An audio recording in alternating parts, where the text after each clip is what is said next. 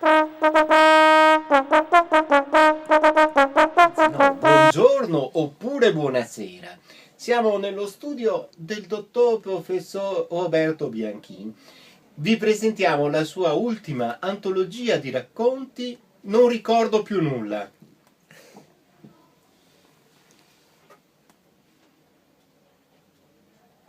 Professore?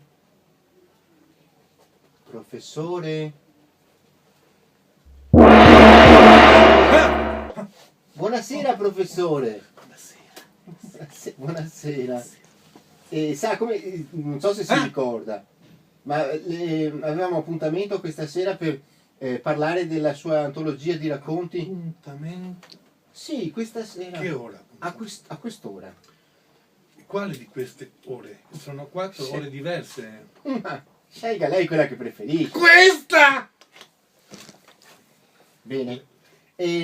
Sì, dunque, Detto, sì, siamo qui, gli antichi editori siamo Venezia. qui. Gli antichi editori Venezia. Siamo venuti perché lei ci possa parlare. Venezia è una città sull'acqua. Sì, Sono stato da giovane. Sì. Genoveo da giovane. Sì. Lei, Anche adesso, sì, no? sì, sì. Sì, per favore ci può parlare della sua antologia di racconti? Senz'altro. Non ricordo più nulla. Parlerò senz'altro e volentieri Grazie. di quest'opera immortale. Definirei tale come fu descritta da Plauto, è vero? Nel celebre Miles Gloriosus. Non so, è vero, se lei ignorante si vede dal profilo. Sì. Si è mai studiato il Miles Gloriosus? No. E mi chiederà, perché c'era questa sfrenata sessualità nel Miles Gloriosus? Non lo so. Fra mille somiliti di varie etnie con varie divise, ma tutti presi dalla stessa identica ossessione? Sì? Plauto non ce lo spiega. No.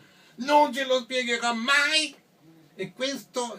Di che libro stavamo parlando? E stavamo parlando della sua ultima antologia di racconti, Non ricordo più nulla. Non ricordo più nulla in effetti del Miles Gloriosus, a salvo che è una pietra miliare, che quel famoso trio di autori, le ricorderai, vero? Sì? Plauto, Pippo e Paperino? Sì, È vero? sì. Hanno scritto delle opere rimaste memorabili dal titolo. Il titolo adesso non ricordo in questo momento. Non ricordo Non più ricordo nulla il più titolo. nulla in questo momento.